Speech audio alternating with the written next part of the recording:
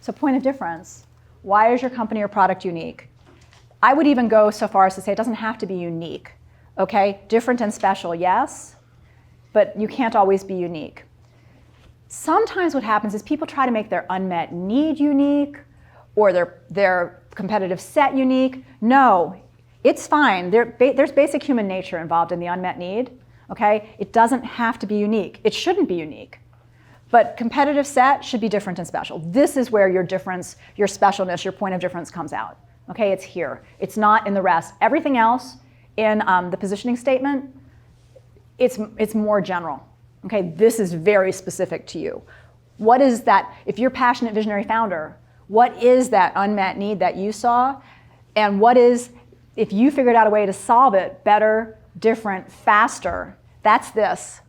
Okay, that's what you're doing. This is your solution to whatever problem, whatever unmet need you see. This is the better, faster, stronger. Okay, so the more better, faster, stronger, the better. How can you help identify your point of difference? Okay, so interview your customers. We talked about this already before. Why do they love you? Why do they repurchase from you? Why did they choose you in the first place? These can all give you insight into why you're different and special.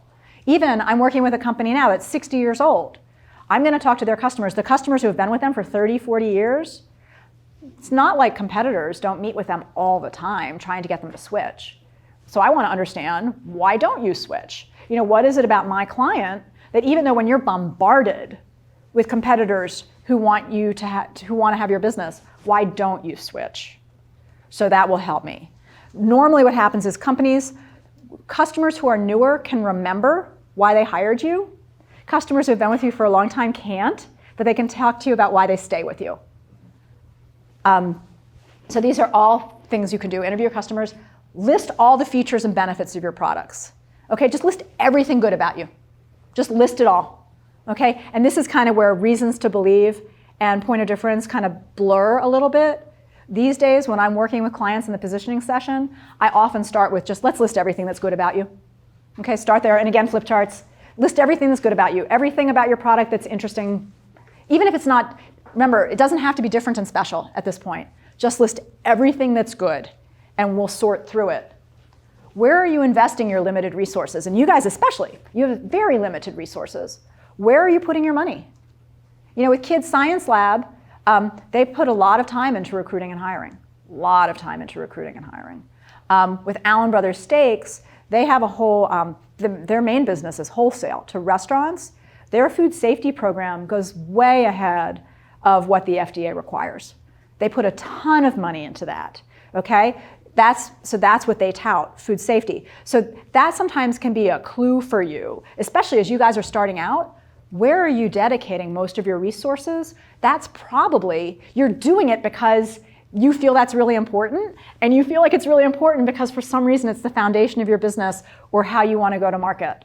And if it's not, then that's a problem. That's an opportunity to kind of reprioritize.